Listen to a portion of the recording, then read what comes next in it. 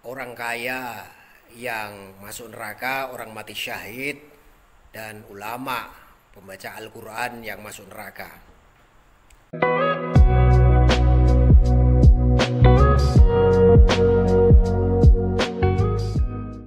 Assalamualaikum warahmatullahi wabarakatuh. Waalaikumsalam warahmatullahi. Bismillah, alhamdulillah, wassalatu wassalamu ala rasulillah wa ala alihi wa sahbihi wa mawalah. Kepada para pendengar, para pemerhati, para pemirsa, dan para pecinta dakwah Islam dimanapun saja Anda berada, memperhatikan dan mendengar acara ini, selamat datang dan selamat berkunjung di channel kami. Untuk pada kesempatan kali ini kita akan mengkaji tentang Islam itu sendiri sesuai dengan pertanyaan-pertanyaan yang telah masuk di meja redaksi kami. Saudara, air akan mengalir ke tempat-tempat yang lebih rendah, tapi karang di lautan akan tetap berdiri kokoh walaupun setiap hari dihantam oleh badai gelombang lautan. Kehidupan ini akan mencari keseimbangannya, dan agama adalah keseimbangan yang sempurna. Untuk itu kita akan mulai baca, tapi sebelumnya saya akan memperkenalkan diri saya. Nama saya Nur Wahid Abdul Wahab, dan sebelah kanan saya yang bernama Muhammad Rifki Prawasta, dan sebelah kiri saya bernama Gengge. Untuk itu kita awali pertanyaan yang sudah masuk. Pertanyaan pertama, monggo Mas Angga. Oke, Pak Nur. Jadi di sebuah kajian pernah disampaikan satu hadis yang menjelaskan bahwa yang pertama masuk neraka itu pertama ulama dan pembaca Quran, kedua orang yang mati dalam perjuangan membela agama Allah, dan ketiga itu orang kaya banyak harta yang dermawan. Pertanyaannya, hadis itu sahih atau tidak? Baik. Segitu dulu. Baik, pertanyaan pertama tentang orang kaya yang masuk neraka, orang mati syahid, dan ulama pembaca Al-Quran yang masuk neraka. Kita ambil hadisnya dari, ini hadis sahih Mas Angga, hadis sahih Muslim dan Ahmad. Anda bisa cek mungkin dalam buku ini, di buku kecil ini namanya kitab Irsyadul Ibad. Ini juga menerangkan tentang itu. Kita bacakan hadisnya ya. Inna awalan nasi yuqullu alaihi yaumal qiyamah. Sesungguhnya awalnya manusia yang diputus, ya, yuqullu itu diputus di hari kiamat. Kalau awalu ma yuhasabu, yang dihisab ini gua as-shalah, tapi ini diputus di hari kiamat. Yang pertama, rojulun ustushhida, orang yang mati syahid. Orang mati syahid, kemudian fa'utiya bihi fa'arafahu ni'matahu. Orang mati syahid dipanggil oleh Allah, diperlihatkan tentang keindahan-keindahan dan pahala-pahalanya orang mati syahid. Kenikmatan-kenikmatan orang mati syahid diperlihatkan oleh Allah. Setelah itu ditanya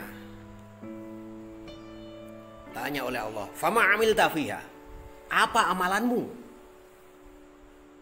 Orang mati syahid tersebut menjawab, qataltu fika ya Allah hatta ustushhidu, kulo niki mati kangge panjenengan, kulo niki mati syahid. Ya, pengadilan Allah beda dengan pengadilan dunia. Kalau pengadilan dunia mungkin yang ada hanya pengadilan, keadilannya sangat sulit. Tapi ini pengadilan Allah sangat adil sekali. Kulo niki perang di jalan Allah ya Allah, hingga kulo niki mati syahid. Dijawab oleh Allah, kadzabta, bohong engkau. Qultalta liyuqala wa huwa suja'un. Kowe mati dalam peperangan tersebut liyuqala, biar engkau diucapkan ayat suja'un, seorang pemberani. Kowe perang mati, memang perang, memang mati. Perangnya itu di jalan Allah, tapi engkau adalah matinya terdetik dalam hatimu biar dikira seorang pemberani. Begini keterangannya. Jadi orang tersebut memang berperang di jalan Allah, memang dia itu mati, tapi dalam hatinya terselip niat biar dikira seorang pemberani, biar dikira seorang pahlawan. Ini yang dinilai oleh Allah, sehingga Allah mengatakan kadzabta, engkau dusta, biar engkau dikira seorang suja, seorang pemberani. Kemudian orang tersebut dieksekusi, fayushabu al wajhi, kemudian diseret wajahnya sebagai tanda penghinaan, hatta ulqiya finnar, kemudian dilempar ke dalam neraka. Ini orang ya nasibnya seorang yang mati syahid. Yang kedua, rajulun ta'allamal ilma wa 'allamahu. Orang laki-laki yang belajar ilmu dan mengamalkan. Apa ini pembuatan Mas? Wong sing belajar ilmu terus ngamalake ngilmune, kurangnya apa? Berarti siar wisan, Pak. Apik banget. Atau waqra'al Qur'ana, wong sing maca Al-Qur'an. Begitu orang tersebut dipanggil, fa'utiya bihi fa'arrafahu ni'matahu, diperlihatkanlah nikmat-nikmatnya. Ini nikmatnya seorang belajar ilmu dan mengamalkannya. Ini nikmatnya orang yang membaca Al-Quran. Diperlihatkan dulu kenikmatan-kenikmatan yang ada. Ditanya oleh Allah, fama amilta fiha, apa amalanmu? Seorang tersebut menjawab, ta'alamtul ilma wa 'allamahu. Ya Allah, kula niki belajar ilmu lan kula niki ngamalake ngilmune. Atau sing baca Al-Qur'an ya wa qara'tu fika, kula niki maca kangge panjenengan. Nggih menika maca Al-Qur'an. Allah Maha Adil, Maha Tahu. Gak bisa ada bergaining, ditawar-tawar, nggak ada. Allah ini nggak butuh suap-suap menyuap. Kalau sekarang kan banyak suap sekali. Dijawab oleh Allah, kadzabta, dusta engkau dusta. Ta'allam taliqala wa huwa alimun, kowe belajar ben dikira kowe iki wong alim, ben dikira kowe iki ulama, ben dikira kowe iki kiai, ben dikira kowe iki guru, ben dikira kowe iki ustad. Itu yang menjadi ganjalannya, terdetik dalam hatinya, mungkin ada niat seperti itu, tapi Allah itu tahu. Wa qara'al Qur'ana liyuqala wa qari'un. Lah kowe iki maca Al-Qur'an ben dikira kowe iki wong kang qari, ahli membaca Al-Qur'an. Allah tahu ini. Kemudian nasibnya orang tersebut fayushabu al wajhi, hatta ulqiya finnar, kemudian diseret di atas wajahnya sebagai penghinaan, wajahnya diseret hatta ulqiya finnar, kemudian dilempar ke dalam neraka. Na'udzubillah summa na'udzubillah. Yang ketiga, kalau kita melihat ini, baca ini ngeri sekali ya. Artinya Mudah banget masuk neraka. mudah sekali masuk neraka gitu. Ada bypass mungkin, Pak. Ini memang betul-betul ya apa terdetik dalam hatinya ini. Allah tahu apa yang terdetik di hati kita ini, Allah tahu. Itu padahal hanya sekedar satu niat kecil yang tidak terucap ya, Pak Nur. Yang mungkin orang nggak tahu, orang nggak tahu, tapi Allah tahu. Yang ketiga, rajul wasya'allahu alaihi, orang yang diberi keleluasan harta, hartanya banyak, ya, dipanggil orang tersebut, kemudian diberilah apa itu semacam ini, orang dermawan ini kenikmatannya, fa'utiya bihi fa'arrafahu nikmatahu, nikmatnya ini orang yang sedekah ini, nikmatnya orang berzakat ini, dan pokoknya orang dermawan diperlihatkan semua.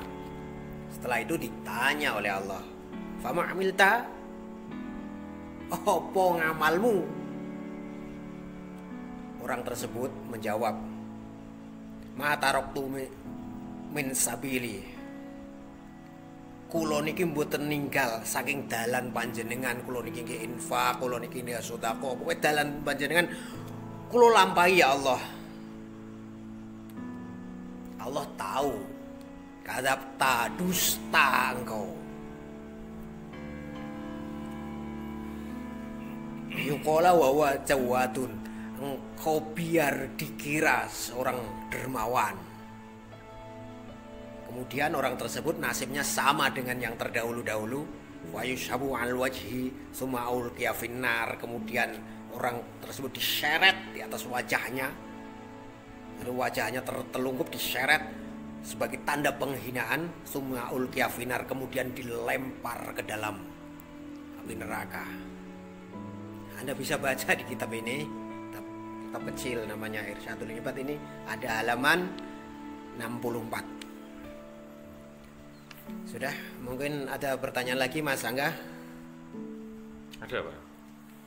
Masih ada 2 pertanyaan lagi.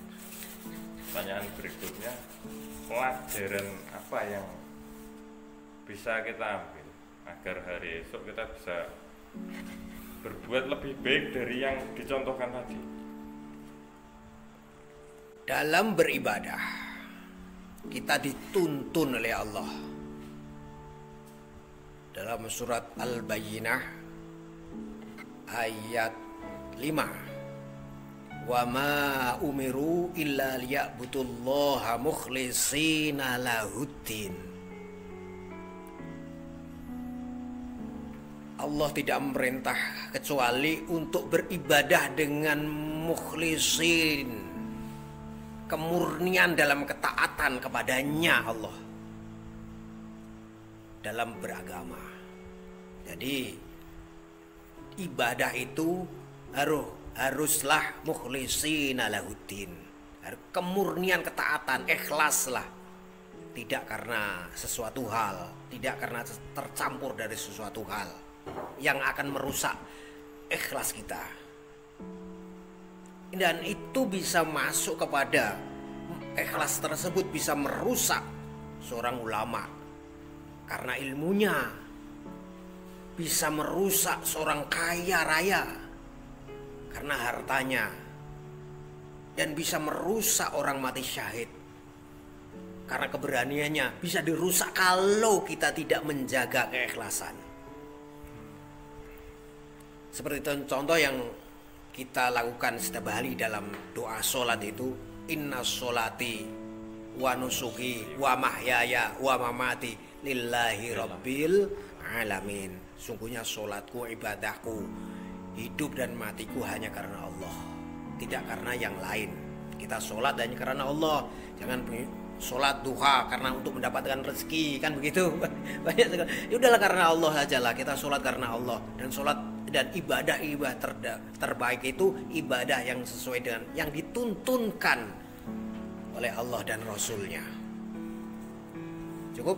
Nah, mungkin ada lagi Mas Sangga. Yang terakhir mengganjal Pak. Jadi tadi dijelaskan ulama dalam sudut pandang saya baik, termasuk orang baik, pembaca Quran, orang mati syahid, itu di sudut pandang kita itu semua baik. Hanya karena sedikit niat yang entah dalam hati itu, mereka masuk neraka, dimasukkan awak ke neraka. Terus bagaimana kita bisa beribadah yang sudah ada tuntunannya itu tanpa terpeleset niat? Mungkin pertanyaannya begini Mas, mungkin ya pertanyaannya Anda itu ibadah yang sesuai tuntunan begitu. Ya kan tuntunannya sudah diajarkan. Nah itu supaya betul-betul bisa kita aplikasikan itu seperti apa? Begini, dalam surat Al-Kahfi itu kan dijelaskan ya. Faman kana yarju liqa'a rabbih falya'mal 'amalan sholihan. Yang pertama, siapa orang yang ingin berjumpa dengan Allah, berjumpa dengan karunia Allah, yang pertama, falya'mal 'amalan sholihan. Hendaknya dia beramal soleh.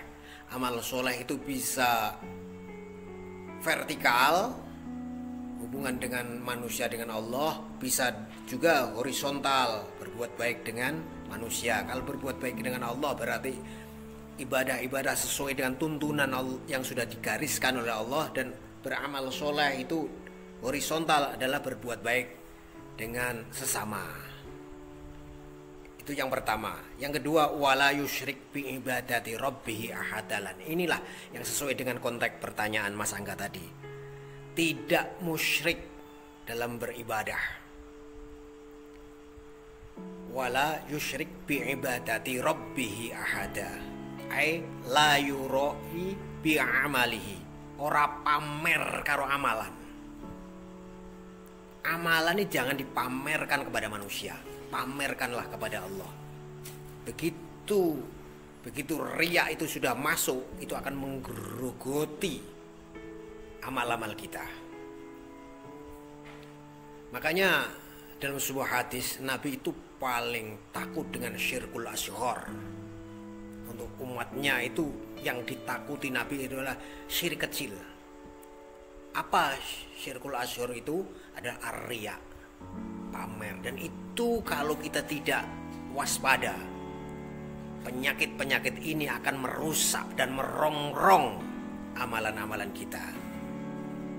Gini Pak Nur, mohon maaf saya mau ikut bertanya sedikit saja mungkin.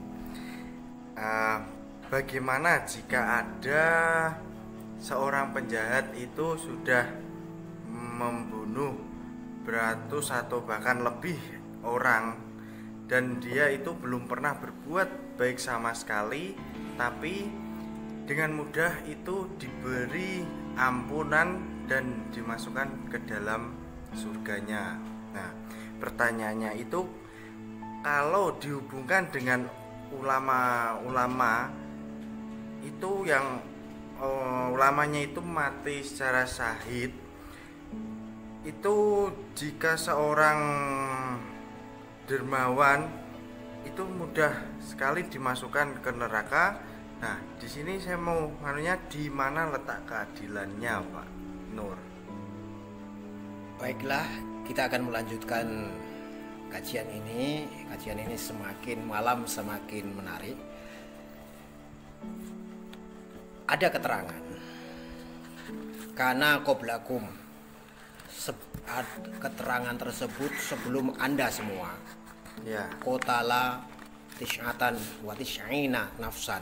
Ada orang yang membunuh 99 orang. Kemudian fahallahu min taubatin, apakah baginya itu ada taubat? Dia bertanya kepada seorang rahib. Dijawab oleh rahib, la, nggak ada. Wis mateni wong 99. Oh toh iki jek ana tobat, enggak. Nah, rahib tersebut dibunuh lagi menjadi 100 orang. Nah, setelah 100 orang, dia datang lagi kepada seorang rahib, seorang ulama waktu itu. Falahu min taubatin, na'am. Apakah dia, orang laki-laki tersebut, sudah membunuh 100 orang? Apakah ada tobatnya? Dijawab oleh rahib yang satu ini, bisa. Anda bisa, taubat Anda bisa diterima dengan di sisi Allah dengan catatan. Catatan pertama, intolik ilal ardi, engkau pergi ke muka bumi sana, di desa sana, kada wa kada, desa begini, kamu pergi dari sini. Kenapa? Fa innaha unasan ya butullah. Fa innaha unasan, karena di situ ada banyak manusia. Ya budunallah, yang menyembah kepada Allah. Yang kedua, fa'budillah fa'ahum. Setelah itu kamu beribadah kepada Allah, beribadah dengan Allah, beribadah karena Allah beserta manusia-manusia di daerah sana tersebut. Yang ketiga, persyaratan yang ketiga, wala tarji, jangan pulang ke desamu. Fa inna ardus su'in, karena di desamu itu bumi yang jelek. Setelah 3 persyaratan ini, berangkatlah laki-laki tersebut, sang pembunuh tersebut, ingin pergi ke daerah kada wa kada, daerah-daerah tertentu itu yang disebutkan oleh rahib yang kedua tadi. Setelah itu dia pun meninggal di perjalanan. Maka ada malaikat rahmat dan malaikat azab berdebat, ini masuk neraka, ini masuk surga, ini masuk neraka, ini masuk surga. Kenapa masuk surga? Karena dia datang kepada Allah dengan membawa taubat, niat baik. Enggak, kata malaikat azab, dia belum melakukan kebaikan sama sekali. Kemudian akhirnya disepakati, diukur antaranya desa yang jelek tersebut dengan desa yang baik yang sudah ditentukan oleh rahib yang kedua tersebut, diukur. Ternyata hampir pas, tapi lebih sedikit. Nah, 1 jengkal apa itu, lebih sedikit. Maka diputuskan orang tersebut masukkan ke dalam surganya Allah. Pertanyaan Mas Rifki tadi, di mana letak keadilan kan begitu? Ya. Pertanyaan kedua, di mana letak keadilan? Begini Mas ya, adil itu kan dalam arti biasa kita pahami, itu menempatkan sesuatu pada tempatnya. Ini adil.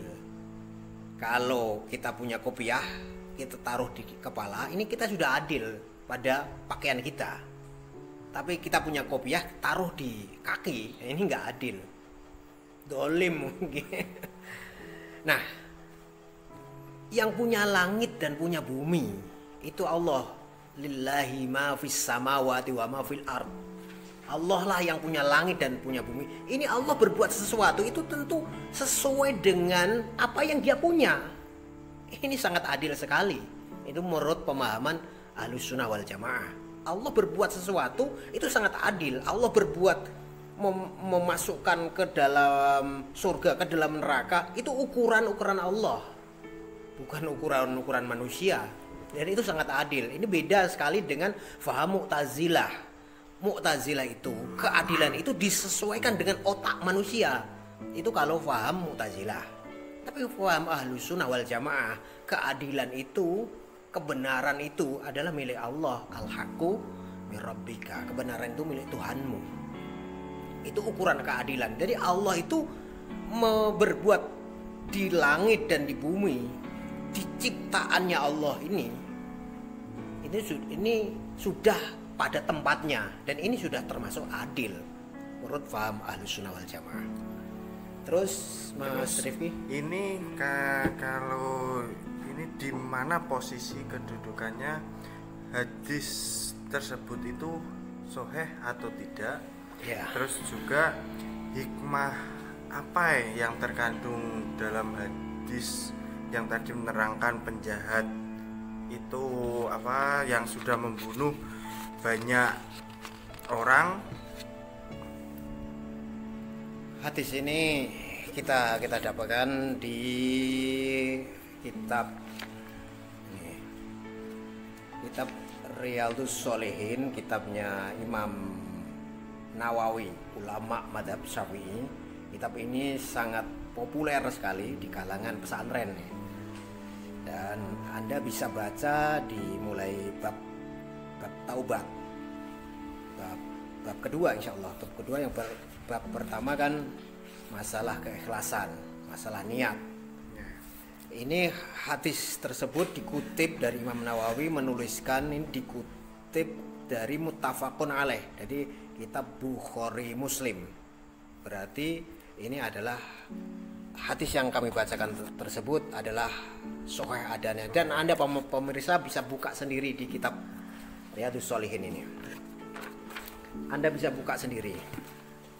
Nah, pertanyaan, hikmah apa yang terkandung? Ya, hikmah apa yang terkandung? Tadi kan Mas Angga begitu menerangkan bertanya tentang ulama masuk neraka, terus dermawan masuk neraka, orang mati syahid masuk neraka karena terdetik dalam niatnya itu penyakit riya. Hanya segitu saja sudah diseret kemudian dilempar ke dalam api neraka. Ini yang membedakan. Allahu afrahu bi taubati abdihi min ahadikum. Allah itu sangat suka dengan tobatnya hambanya. Allah itu sangat suka sekali daripada salah satu kamu semua syaqata ala ba'irihi. Dari Anda semua ini Allah itu lebih suka tobatnya Anda daripada orang yang jatuh dari kendaraannya. Ceritanya begini. Ada seorang musafir. Musafir ini dia membawa kendaraannya, mungkin juga kuda atau onta, dengan membawa perbekalan yang ada. Akhirnya berjalanlah seorang musafir tersebut di padang savana atau gurun pasir. Setelah itu, karena kecapean, si musafir tersebut istirahat di bawah pohon. Istirahat, rebah-rebahan, mungkin juga tidur di situ. Begitu terjaga, kendaraannya, kudanya sudah nggak ada. Dia sudah ada pilihan antara hidup dan mati. Sudah mau ke sana jauh, ke sini jauh, kemana-mana jauh. Nggak ada satu orang pun. Kemudian setelah itu dalam keadaan putus asa, tiba-tiba kendaraannya, kudanya itu ada di sebelahnya. Bahagia sekali. Bahagia sekali. Allahumma, sampai dia itu saking omongannya nggak terkontrol. Allahumma anta abdi wa ana rabbuka. Ya Allah, engkau ini hambaku dan aku ini Tuhanmu. Sampai berkata demikian. Itu lebih dicintai. Allah itu lebih senang tobatnya hambanya daripada orang tersebut, daripada musafir tersebut.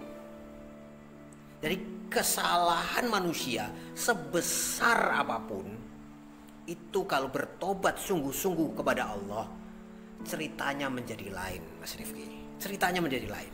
kalau bertobat. Makanya dalam surat Ali Imran itu kan disebutkan wasyari'u ila maghfiratim mir rabbikum. Bersegeralah kamu kepada ampunan Allah. Begitu Mas Rifki, pertanyaan sudah kita jawab. Mungkin masih ada?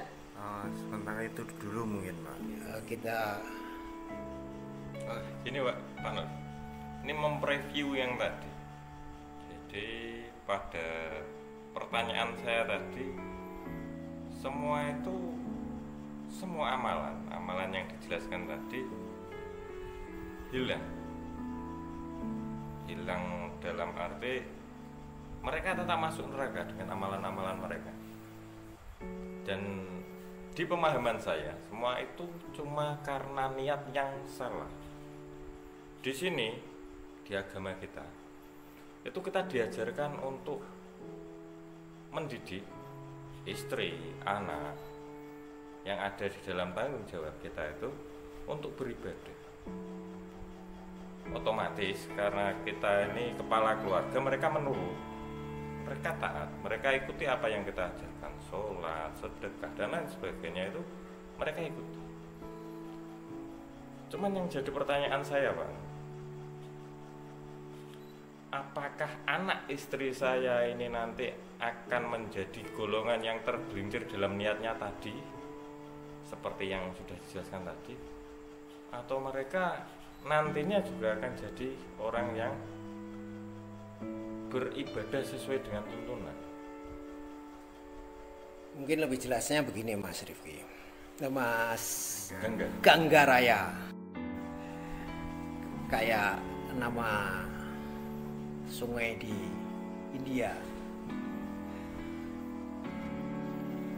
Apakah anak dan istri tersebut niatnya itu karena diperintah tersebut merusak atau tidak begitu? Yeah. Kewajiban orang tua, kewajiban suami tentu menjaga keluarga, menjaga diri dan keluarga dari api neraka. Ini sudah disebutkan dalam Al-Quran, menjaga itu. Nah, tentu punya kewajiban memerintahkan kepada anak, kepada istri dan keluarga untuk beribadah. Nah, si anak tersebut ibadahnya kan karena diperintah tersebut. Mungkin yang pertama demikian. Insya Allah, Mas Gangga, Anda sudah tidak salah. Anda sudah menjalankan posisi Anda sebagai orang tua dan suami. Nah, istri mentaati, seandainya istri pun sholat, istri pun pertama itu mentaati suami atau anak mentaati orang tua, ya kan? Ini insya Allah sudah berpahala. Dan untuk selanjutnya baru dikasih tahu, jangan karena orang tua, jangan karena suami, karenalah Allah, sambil diberitahu begitu. Memang prosesnya harus begitu. Kalau anak tersebut, istri tersebut tahu tentang niatnya, tahu tentang kondisinya, tentu akan menjalankan perintah itu walaupun orang tua atau suami sudah meninggal. Tapi kalau niatnya anak tersebut, istri tersebut hanya karena diperintah, tapi nggak ada koneksi dengan Allah, maka ya begitu suami atau orang tua tersebut meninggal ya selesai. Begitu. Berarti di luar kewajiban kita untuk mengajar atau memerintah, kita juga harus menjelaskan ya Pak? Menjelaskan soal kondisi niat yang seharusnya. Iya. Begini, kalau dalam para nabi dulu itu kalau bertanya kepada anaknya, yang paling ditakuti, mata butuh namim ba'di, setelah aku apa yang kamu sembah? Bukan apa iso mangan opora, bagaimana karirmu, bagaimana tanahmu, bagaimana kendaraanmu, bagaimana ternakmu, tidak. Apa yang kau sembah setelah aku? Itu yang paling ditakuti nabi-nabi terdahulu. Setelah aku meninggal maksudnya? Setelah aku meninggal, setelah nabi tersebut meninggal, apa yang kamu sembah? Ini yang paling ditakuti. Makanya kita kalau berniat itu pertama kan sudah diajarkan dalam agama, Iqra, bacalah Bismi Rabbika, dengan nama Tuhanmu. Itu koneksi terus dengan nama Tuhanmu tersebut, koneksi, jangan karena yang lain. Begitu Mas Angga. Kita sudah di penghujung acara ini, mungkin sudah cukup kita ambil kesimpulan. Para pemirsa dan para pendengar, para pemerhati dakwah Islam dimanapun saja Anda berada, kami ucapkan banyak terima kasih atas kunjungannya di channel kami. Mudah-mudahan ini ada manfaatnya. Amin. Bahwa lautan itu memperlihatkan luasnya, gunung-gunung memperlihatkannya kekokohannya, singa memperlihatkan kebuasannya. Kehidupan ini hanya menjalankan takdirnya. Sak bejo-bejone wong lali, isih bejo wong eling lawan waspada.